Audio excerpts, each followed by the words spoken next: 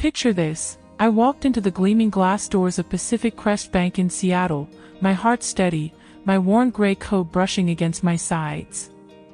All I needed was $100 to help a friend whose fridge had been empty for days.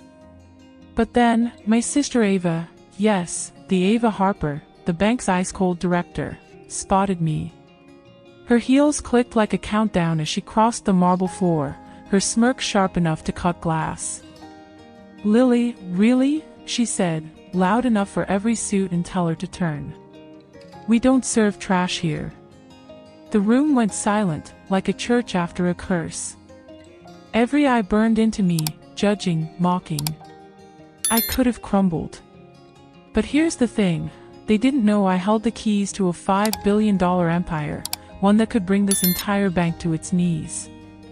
And oh, I did. But what I took wasn't just money, it was my name, my silence, my power. Want to know how I turned their laughter into desperation?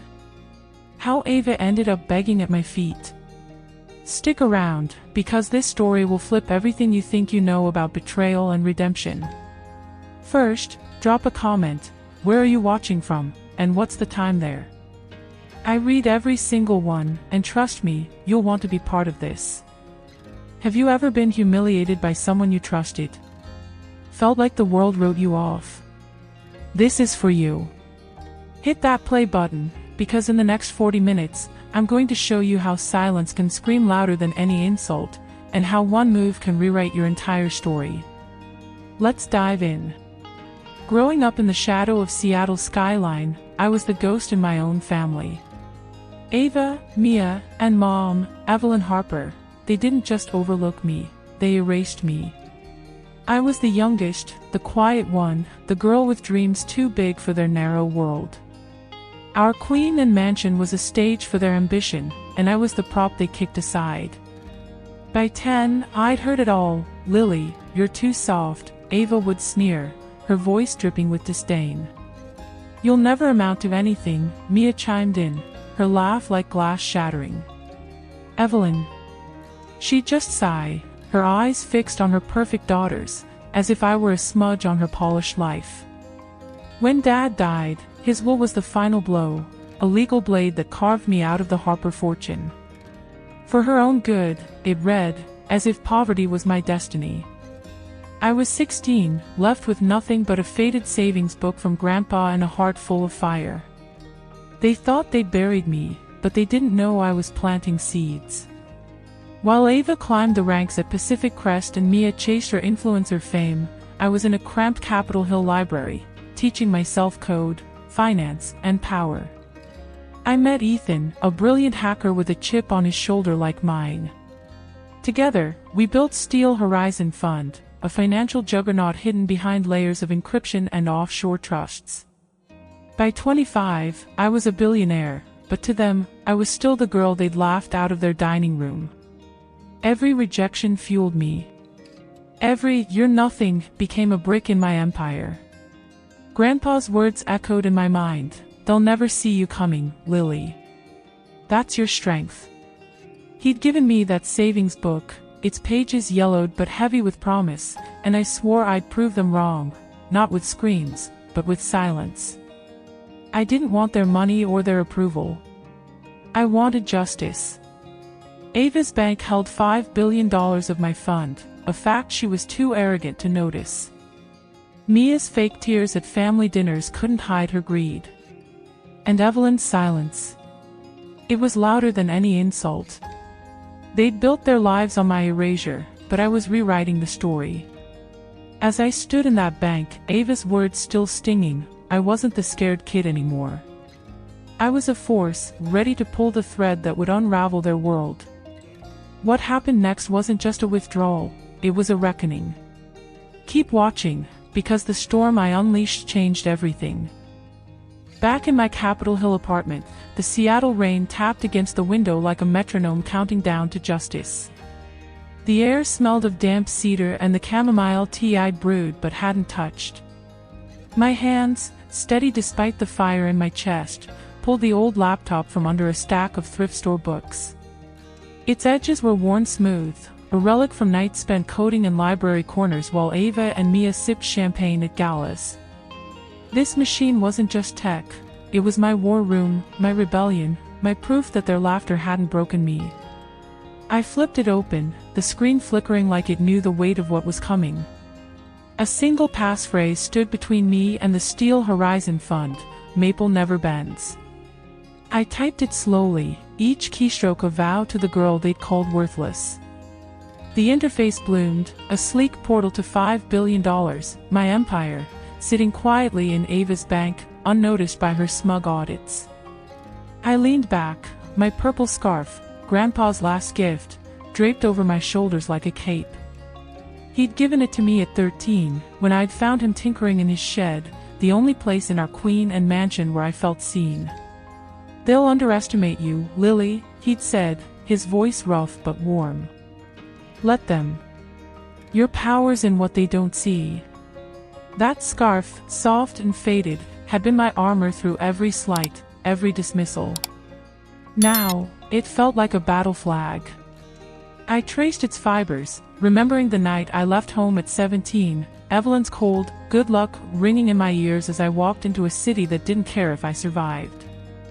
I did more than survive. I built something they couldn't touch. My phone buzzed, snapping me back. A message from Ethan, my partner in this shadow game. "You sure about this?" it read, the words glowing in the dark. Ethan wasn't just a coder.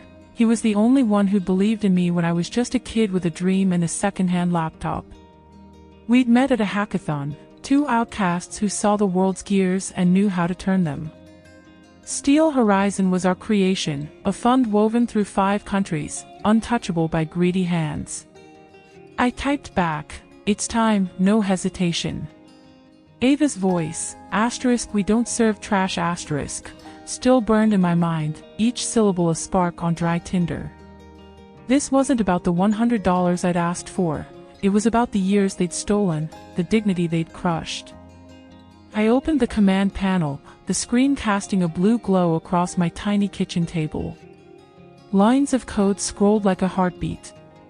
I wasn't just accessing funds, I was arming a revolution. The Steel Horizon Fund held $5 billion in liquid assets, parked at Pacific Crest because Ava's bank had begged for our silent partnership. She'd signed the contract herself, her signature a flourish of arrogance, never suspecting the fund's true owner. I'd reviewed every clause, every loophole, ensuring my name stayed buried behind layers of proxies. Now, I typed a single command, "Show active accounts," the screen filled with numbers, cold, precise, unforgiving. My finger hovered over the enter key, a tremor of something, doubt? Rage, flickering through me. What if they were right? What if I was still that girl, begging for scraps?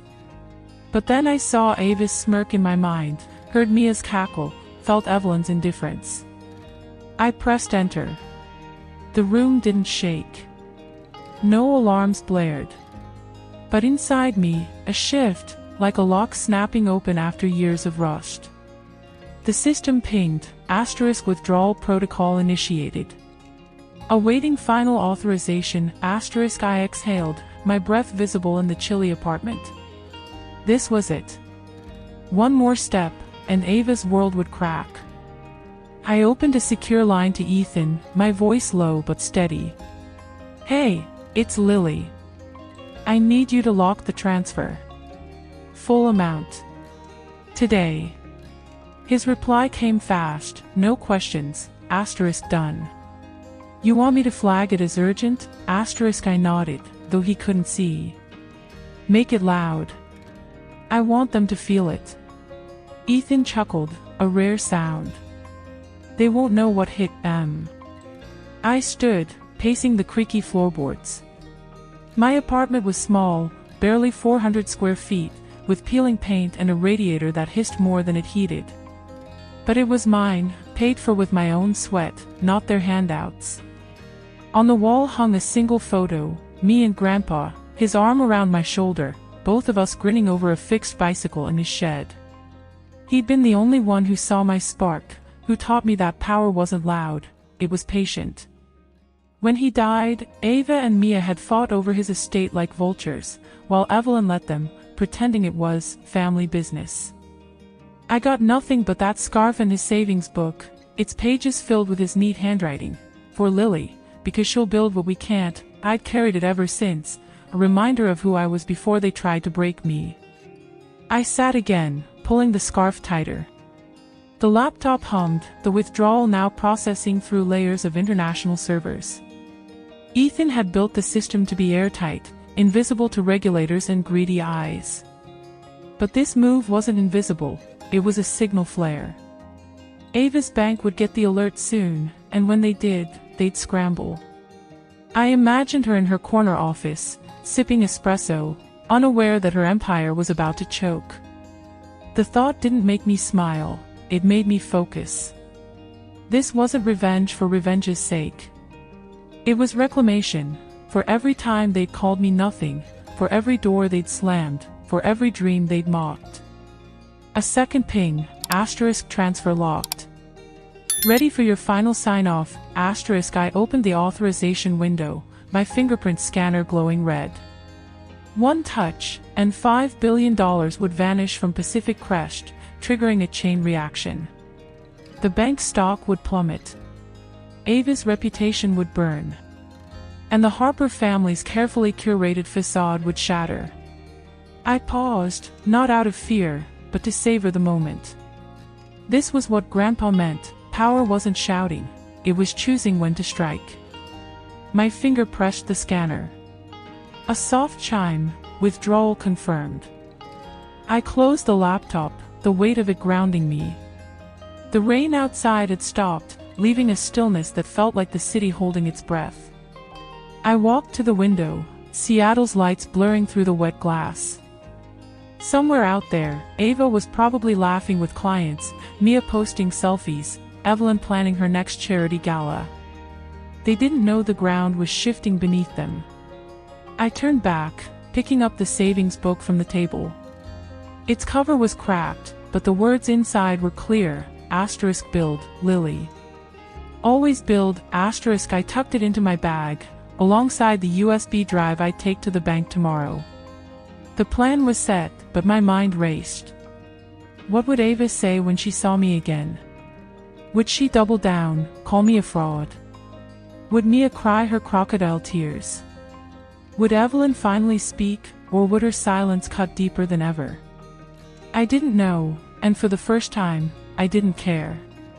I wasn't doing this for their reactions. I was doing it for me, for the girl who'd walked away at 17, for the woman who'd built an empire in the dark. I slipped the scarf around my neck, its weight familiar, and whispered to the empty room, tomorrow, they'll see. The words hung in the air, a promise to myself, to Grandpa, to every moment they'd tried to steal. Keep watching, this was just the beginning. The Seattle morning was sharp, the kind of damp chill that clung to your bones. I stepped out of my Capitol Hill apartment, the purple scarf snug around my neck, its weight a quiet reminder of Grandpa's faith in me. In my bag, the USB drive felt heavier than its half-ounce of plastic and metal should, a digital guillotine for Ava's empire. I'd spent the night sleepless, not from doubt, but from the electric hum of purpose. The Steel Horizon Fund's $5 billion withdrawal was locked and loaded, confirmed by Ethan's final ping at 3 a.m., asterisk systems green. They'll feel this, asterisk now. It was time to walk into Pacific Crest Bank and pull the trigger. The downtown streets buzzed with early commuters, their umbrellas bobbing like black waves, but I moved through them like a ghost, my gray coat blending into the mist. My boots hit the pavement with purpose, each step a countdown to the moment Ava's world would tilt.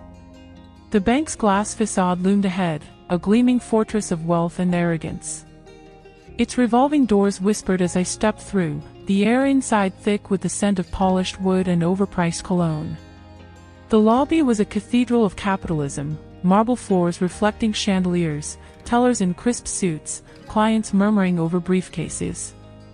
Last time I was here, Ava's words had turned this place into a stage for my humiliation. Today, it would be her reckoning.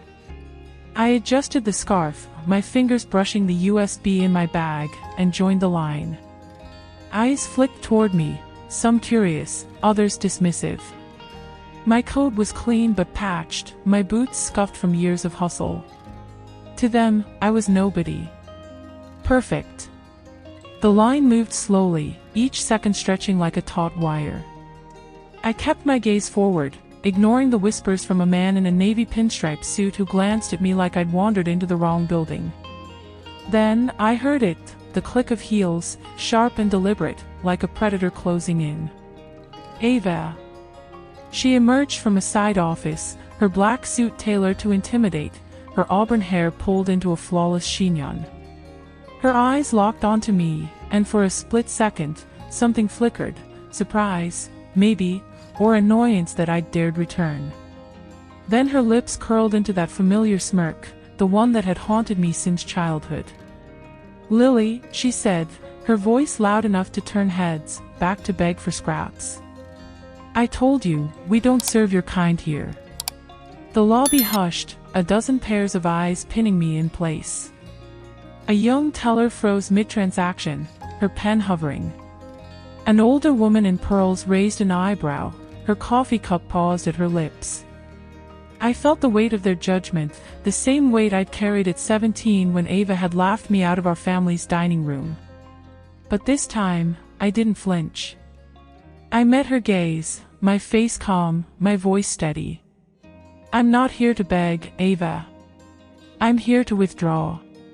Her smirk faltered, just for a heartbeat, but she recovered fast, stepping closer, her heels punctuating the silence. "Withdraw?" she scoffed, loud enough for the back of the line to hear. "What, your pocket change? Don't waste my time." I reached into my bag, pulling out the USB drive. Its matte black surface gleamed under the chandeliers, unassuming but lethal. "Not pocket change," I said, my voice low but clear. "Steel Horizon Fund. $5 billion. Effective immediately." The words landed like a thunderclap. Ava's eyes widened, her smirk vanishing as if I'd slapped it off her face. The teller gasped, her pen clattering to the counter. The man in the pinstripe suit leaned forward, his phone forgotten. Ava laughed, but it was brittle, a sound that cracked under its own weight. "You're delusional," she hissed, snatching the USB from my hand. "What is this, some pathetic prank? You're embarrassing yourself." She stormed to the nearest terminal, shoving the USB into the port with a force that betrayed her unease. The screen lit up, and I watched her face as the system loaded. Her fingers flew across the keyboard, her confidence a thin mask. Then the screen flashed red, a shrill beep echoing through the lobby. "Access denied, authorized user required." Ava froze, her hands hovering like she'd been electrocuted. The teller beside her leaned over, her voice a whisper. "Ma'am, it's a VIP level account. We need executive clearance." Ava's head snapped toward me, her eyes wild now, searching for a lie that wasn't there. "This is impossible," she spat, her voice rising. "She's a nobody. A fraud." I stepped forward, my boots silent on the marble. "Check the authorization, Ava. My name's on it." The manager, a wiry man with silver hair and a nervous tick, hurried over, his badge glinting. He glanced at me, then at Ava, clearly torn between protocol and his boss's fury. "Miss, Harper," he said, his voice cautious. "If you'll provide your credentials." I pulled a slim card from my bag, a black titanium chip with no name, only a code. Ethan had designed it, untraceable, undeniable. I handed it to him, my eyes never leaving Ava's. The manager swiped it, and the terminal chimed, a soft, final sound. The screen shifted, displaying a single line, "Lily Harper, primary account holder, Steel Horizon Fund." The lobby erupted in murmurs. The older woman in pearl set her coffee down, her mouth agape. The pinstripe suit guy was filming now, his phone angled discreetly. Ava stumbled back, her heels catching on the marble. "No," she whispered, her voice barely audible. "This can't, you can't." The manager cleared his throat, his face pale. "Miss Harper, Lily Harper, is fully authorized. The withdrawal request is valid. $5 billion. Ava's hand shot out, grabbing his arm. "Call security," she barked. "She's a liar. This is a hack." But the manager shook his head, his voice firm. "The system's airtight, Miss Harper. It's her fund." I tilted my head, my voice soft but cutting. "You built your throne on my silence, Ava. Did you really think I'd stay quiet forever?"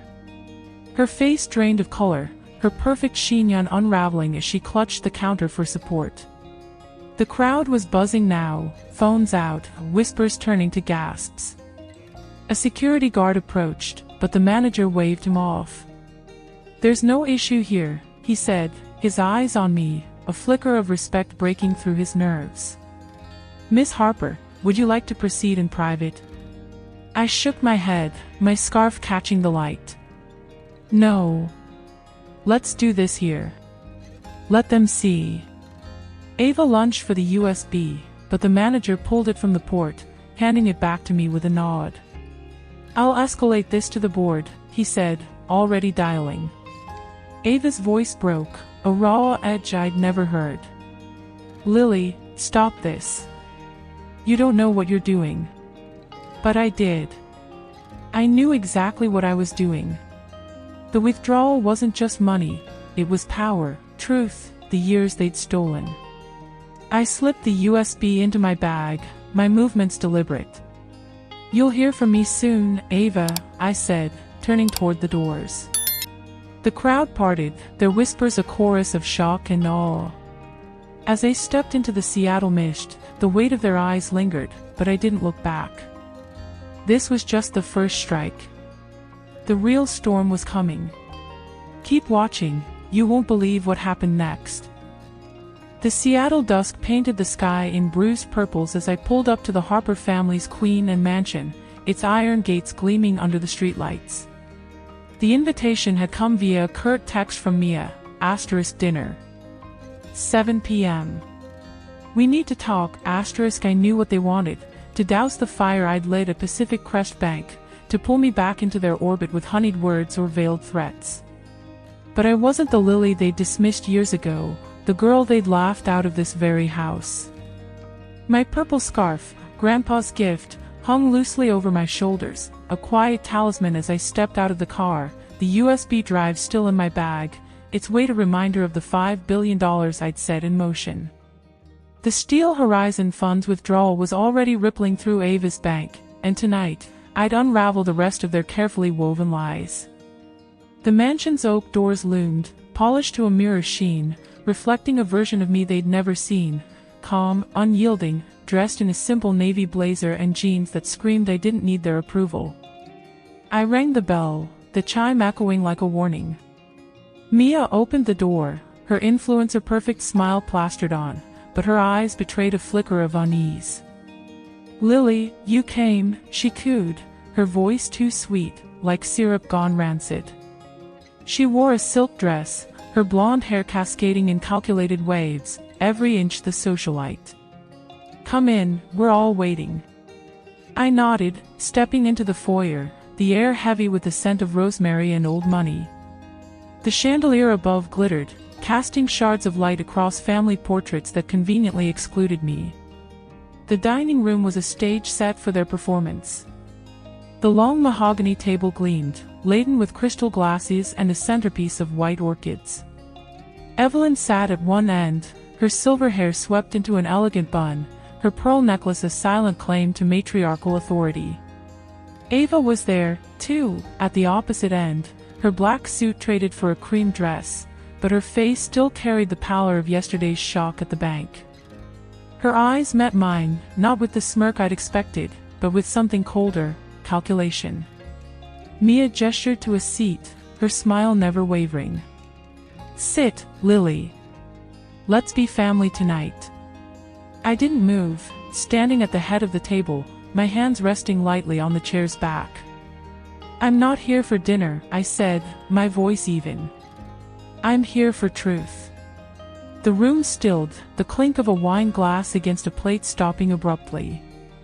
Evelyn's fingers tightened around her napkin, her lips parting as if to speak, but Ava cut in first, her voice sharp.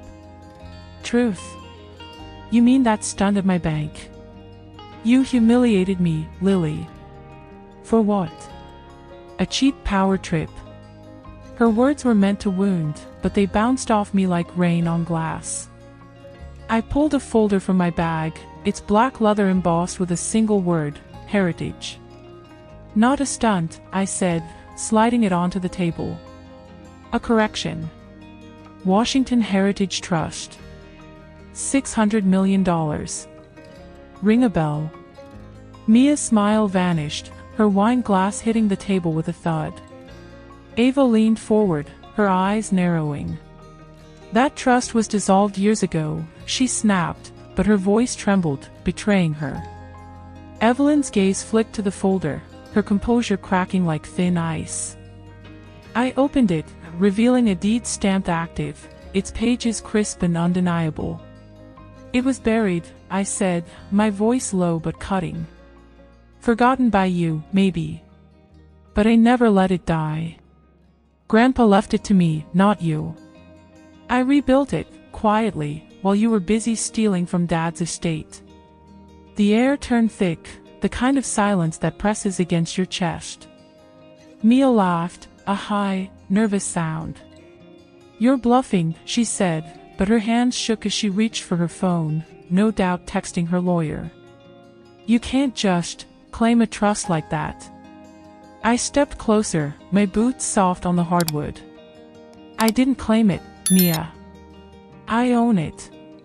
And I've owned it since I was 18, when you and Ava convinced Evelyn to forge Dad's will to cut me out. Evelyn gasped, a small, broken sound, her hand flying to her pearls. Ava shot to her feet, her chair scraping. That's a lie, she shouted, her face flushed. You were a kid, a nobody. You didn't deserve. Deserve? I interrupted, my voice rising for the first time, sharp enough to cut through her rage. You stole my inheritance, Ava. You and Mia rewrote Dad's will 2 weeks before his stroke, when he was too weak to notice. I have the notary records, the emails, the bank transfers you funneled to your offshore accounts. I pulled a USB from my bag, not the one from the bank, but a second drive, its contents a digital archive of their betrayal. I tossed it onto the table, where it landed with a soft clink. Everything's there. Every lie. Every signature. You thought I was too weak to fight back, but I was watching. Always. Mia's phone slipped from her hand, clattering to the floor. You can't prove that, she whispered, but her eyes were wide, her influencer facade crumbling. Evelyn stood, her voice trembling but firm. Lily, enough. We're your family. We made mistakes, yes, but this is too far. Her words were a plea, but they carried the same condescension I'd heard my whole life. I met her gaze, unblinking. Family. You let them erase me, Mom. You signed the papers that left me with nothing. You chose them over me, every time. The room felt smaller now, the walls closing in as their masks fell. Ava's hands clenched into fists, her voice low and venomous. You think you've won. You think you can just waltz in here with your little trust and ruin us. I built Pacific Crest. I made this family what it is. I stepped forward, my scarf catching the candlelight, my voice steady as steel. You built nothing, Ava. You climbed on my back, on Dad's legacy, on Grandpa's trust. And you made one mistake, you thought I'd stay silent forever. I opened the folder, pulling out a single document, a letter from Grandpa, written in his steady hand, dated a month before he died. For Lily, I read aloud, my voice clear, because she sees what others ignore.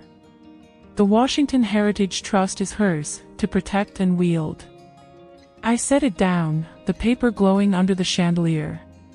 He knew you'd try to take it. He made sure I'd have the power to take it back. Ava lunged for the letter, but Mia grabbed her arm, her voice a hiss. Stop, Ava. She's not worth it. I laughed, a short, bitter sound that echoed in the silence. Not worth it. You're sitting in a house paid for with my money. You're wearing clothes bought with my trust. And you, Mia, your little influencer empire. Funded by the vineyard in Oregon you stole from me. I pulled another page from the folder, a deed transfer showing the vineyard's reallocation to Mia's shell company. It's over. I'm taking it all back. Evelyn sank into her chair, her face ashen. Lily, she whispered, please. We can fix this. Don't destroy us. But her words were hollow, a last grasp at control. I shook my head, my voice soft but final. You destroyed yourselves. I'm just closing the account. I turned, my boots echoing as I walked toward the door, leaving the folder on the table like a ticking bomb. Mia's sob broke the silence, Ava's glare burned into my back, but I didn't look back. The gates of the mansion clanged shut behind me, the Seattle night swallowing their lies. This wasn't the end, it was the spark for what came next. Keep watching, because the real battle was about to begin. The Seattle skyline glittered through the floor-to-ceiling windows of Pacific Crest Bank's 50th floor boardroom, a cold constellation of steel and ambition. I stood at the threshold, the purple scarf loose around my neck, its faded threads a quiet rebellion against the polished opulence around me. The boardroom was a fortress of power, mahogany walls, a sleek obsidian table, and 7 executives in tailored suits, their faces a mix of curiosity and unease. My navy blazer and jeans marked me as an outsider, but the black leather folder in my hand, embossed with heritage, was my crown. The $5 billion withdrawal from the Steel Horizon Fund had already sent tremors through the bank systems, and my confrontation at the Harper Mansion had lit a fuse. Now, it was time to detonate. The board chair, Richard Grayson, a silver-haired titan with eyes like flint, gestured to a seat. Miss Harper, he said, his voice smooth but wary, we've reviewed your request. It's unprecedented. Please, sit. I didn't move, standing at the head of the table, my boots planted on the polished floor. I'm not here to sit, I said, my voice calm but edged with steel. I'm here to realign this bank's future. The room stilled, the executives exchanging glances. Ava was there, seated to Grayson's right, her cream dress pristine but her face a mask of barely contained panic. She'd been summoned after my move at the bank, her authority already fraying. Her eyes met mine, not with the arrogance of yesterday, but with a raw, desperate edge. I opened the folder, pulling out a single document, a master ledger for the Steel Horizon Fund, its number stark against the cream paper. This bank holds $5 billion of my fund, I said, sliding it toward Grayson. As of this morning, I've initiated its full withdrawal. But that's just the start. Ava's hand twitched, her knuckles white against the table. This is absurd, she snapped, her voice cracking. She's a fraud, Richard. And nobody trying to extort us. Grayson raised a hand, silencing her, his eyes locked on the ledger. Miss Harper, Lily Harper, your credentials are verified. But $5 billion, it's a seismic move. Why now? I stepped closer, my scarf catching the light from the chandelier above. Because this bank's built on lies, I said, my voice rising just enough to fill the room. And Ava's the architect. I pulled a second document from the folder, a forensic audit I'd commissioned through Ethan's contacts, its pages dense with highlighted transactions. $10 million, siphoned from your children's charity fund over 3 years. diverted to Ava's personal accounts in the Caymans. Dates, wire transfers, signatures, all here. The room gasped, a collective inhale that sucked the air dry. Ava shot to her feet, her chair toppling. "That's a lie," she screamed, her face flushed, her composure shattered. "She fabricated this. She's jealous, always has been." Grayson took the audit, his brow furrowing as he scanned the evidence. The other executives leaned in, their murmurs growing urgent. I didn't flinch, my gaze fixed on Ava. "Jealous?" I said, my voice low but lethal. "You stole from kids, Ava. Kids who needed that money for schools, for meals. You used it to buy your third yacht."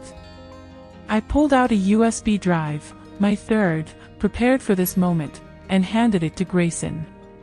"Play it," I said. A junior executive, a young woman with wide eyes, hurried to a laptop, plugging in the drive. The screen on the wall flickered, then displayed a video, security footage from Ava's office, obtained by Ethan's hacking prowess. It showed her signing off on a transfer, her voice clear through the audio. "No one checks the charity accounts. Move it fast." The boardroom erupted. "This is outrageous," barked a gray-suited man, slamming his fist on the table. "Ava, explain yourself." Ava staggered back, her hands clawing at the air. "It's fake. She hacked it. Lily's a criminal." But her voice was drowned by the executive's outrage. Grayson stood, his face a storm. "Enough," he said, his voice cutting through the chaos. "Miss Harper, Lily, your evidence is damning. We'll need to verify, but," he trailed off, his eyes flicking to Ava, who was trembling now, her mascara smudging as tears broke through her facade. I wasn't done. I pulled out the final document, the Washington Heritage Trust deed, its $600 million valuation a silent thunderclap. "This bank also manages my trust," I said, placing it before Grayson. "Left to me by my grandfather, Arthur Harper. I'm its sole beneficiary, and I'm assuming control, effective immediately." Ava's knees buckled, and she sank into her chair, her breath ragged. "You can't," she whispered, her voice barely audible. "That trust, it's gone." I leaned forward, my voice ablade. "It's mine, Ava. It was always mine. You and Mia tried to bury it, but I dug it up. And now, I'm rewriting the rules." The junior executive, still at the laptop, gasped as she pulled up the trust's records. "She's right," she said, her voice shaking. "Lily Harper is the registered owner. The trust's active, fully funded." The board's murmurs turned to shouts, demands for audits, resignations. Grayson raised a hand, his face grim. "Miss Harper, you're alleging gross misconduct by our director. If true, this is catastrophic." I nodded, my scarf a quiet anchor. "It's true. And I'm not just alleging, I'm acting. I want Ava removed, and I want this bank's charity accounts frozen pending a federal investigation." Ava lunged across the table, her hands reaching for the audit, but Grayson blocked her, his voice ice. "Sit down, Ava." She froze, her eyes wild, then collapsed back, sobbing. "Lily, please," she choked, her voice raw. "Don't do this. I have a daughter. A career. You're my sister." The word sister hit like a slap, but I didn't waver. "You made it clear I was never family," I said, my voice steady. "You chose power over me. Now live with it." Grayson nodded to a security guard at the door, who stepped forward, his face impassive. "Ms. Harper, Ava Harper, you're suspended pending investigation. Please come with me." Ava screamed, a primal sound that echoed off the walls, as the guard took her arm. "No. You can't. Lily, I'll ruin you." But her threats were hollow, her empire crumbling with every step as she was led out. The boardroom doors closed behind her, muffling her cries, and a heavy silence fell. The executives turned to me, their faces a mix of shock and grudging respect. Grayson cleared his throat. "Miss Harper, you've reshaped this institution in minutes. What now?" I closed the folder, my hand steady. "Now, we rebuild. No more nepotism. No more theft. Every dollar in this bank will answer to truth." The junior executive, her name tag reading Clara, stood, her voice firm. "I'll help," she said, her eyes meeting mine. "I've seen what Ava did. It's time for change." A ripple of agreement passed through the room, a spark of something new. I stepped back, the scarf soft against my skin. "You'll hear from my team," I said, turning toward the door. The Seattle skyline stretched before me, its lights brighter now, as if the city itself was watching. Ava's fall wasn't the victory, it was the beginning. I'd taken back my name, my trust, my power. But the real fight, the one for something bigger, was just starting. Keep watching, because what came next changed everything. The Seattle night was heavy with the scent of rain-soaked asphalt as I pushed open the door to my Capitol Hill apartment, the quiet hum of the city fading behind me. The confrontation at Pacific Crest's boardroom still pulsed in my veins. Ava's screams, the board's stunned faces, the weight of the Washington Heritage Trust deed in my hand. I dismantled her empire, but the victory felt hollow, like a fire that burned too fast to warm me. My purple scarf, Grandpa's gift, hung loosely over my shoulders, its threads catching the dim light of a single lamp. I set my bag down, the USB drives and leather folder clinking softly, and moved to the kitchen, craving the ritual of brewing tea to steady my hands. That's when I saw it, an envelope, slipped under my door, its cream paper stark against the worn floorboards. No stamp, no address, just my name in Evelyn's unmistakable script, each letter sharp and deliberate, like a blade she'd honed for years. I froze, my breath catching. Evelyn hadn't spoken to me directly since I was 17, when she'd watched me walk out of the Queen and Mansion with nothing but a backpack and Grandpa's savings book. Her silence had been louder than Ava's taunts or Mia's laughter, a wall I'd never breached. Now, this letter felt like an ambush, its presence invading the sanctuary I'd built. I picked it up, the paper cool against my fingers, and sank onto the couch, the radiator's faint hiss the only sound. My heart didn't race, it slowed, heavy with the weight of what might lie inside. I slit the envelope with a kitchen knife, the tear loud in the stillness, and unfolded the single sheet, her words inked in black, precise as a surgeon's cut. "Lily," it began, "no warmth, no my daughter. I've watched you from a distance, longer than you know. What you did today at the bank, at our home, it's torn open wounds I thought I'd buried. I owe you the truth, not as an apology, but as a debt." I paused, my eyes stinging, not from tears but from the rawness of her honesty. Evelyn wasn't one for vulnerability, this was a crack in her armor, and it unnerved me. When your father died, I made choices I can't undo. I let Ava and Mia take what wasn't theirs, not because I loved them more, but because I thought you were stronger. I thought you'd find your own way, and you did. But I was wrong to let them hurt you. The words hit like a slow-motion punch, each one unraveling years of her silence. I saw flashes of that summer after Dad's stroke, when I'd found Evelyn in his study, her face buried in papers, Ava whispering about securing the estate. I'd been 16, too young to understand the forged signatures, the shifted accounts, but old enough to feel the betrayal when Evelyn signed me out of the will. "For your own good," she'd said then, her voice flat. "Now," she wrote, "I hid Arthur's trust to protect you from their greed. I thought if they didn't know, they couldn't touch it. But I failed you, Lily. I let them make you invisible." My hands trembled, the paper crinkling.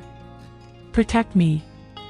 Her protection had been a cage, locking me out of my own legacy while Ava and Mia feasted on it. I stood, pacing the small room, the rain outside tapping harder now, like it was demanding I listen. The letter went on, *, when I saw you at dinner, standing where I once stood, I knew you'd become what I couldn't. You took back what was yours, but I'm afraid you'll carry this anger forever. Don't let it define you. Break the cycle, Lily. Not for me, but for you, *. I stopped, my breath hitching. Anger. She thought this was anger. It was justice, forged in years of silence, in nights spent coding in cold libraries, in the quiet resolve Grandpa had taught me. Yet her words clawed at something deeper, a wound I hadn't named. I saw Evelyn at that dinner, her pearls gleaming, her silence louder than Ava's rage. Had she been protecting me, or herself?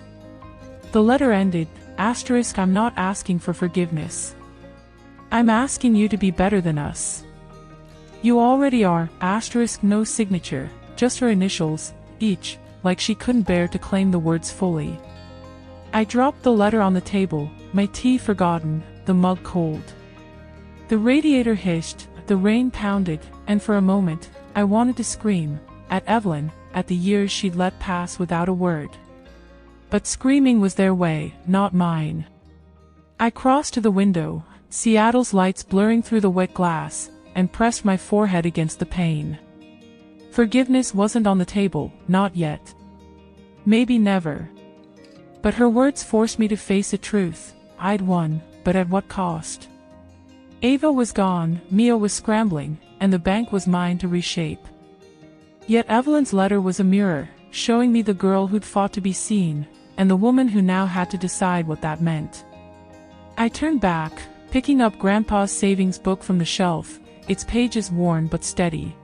* build, Lily. Always build, * Evelyn wanted me to break the cycle, but I already had, not by forgiving her, but by choosing my own path. I set the book down, the letter beside it, and felt a shift, like the rain easing outside. The storm wasn't over, but I was no longer its captive. Keep watching, this wasn't the end, but a pivot to something bigger.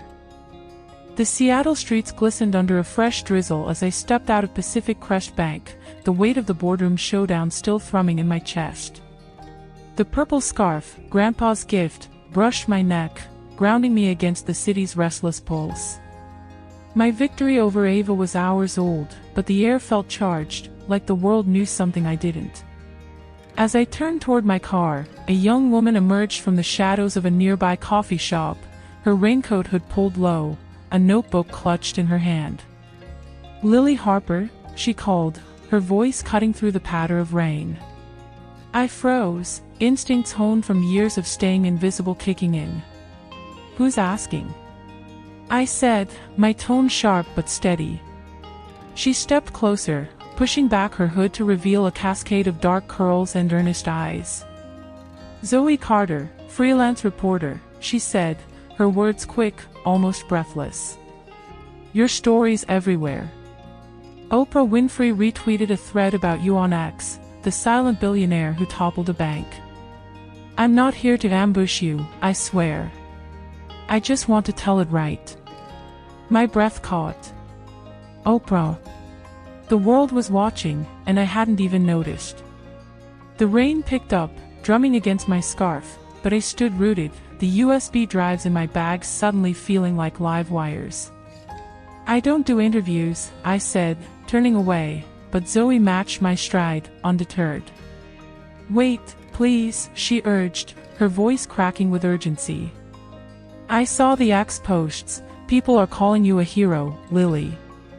They're sharing clips from the bank's lobby, someone's phone footage of Ava's meltdown. You're trending globally, but the tabloids are twisting it, saying you're out for revenge. I know there's more to this. Let me help you control the narrative." I stopped, the city's lights reflecting off wet pavement, my mind racing. A viral storm was brewing, and I hadn't planned for it. Ethan had warned me about leaks, but this was a tidal wave. I turned to Zoe, her notebook damp but unyielding, her eyes burning with conviction. "What do you want?" I asked, softer now, testing her. "Not fame," she said, her voice steady despite the rain. "Truth.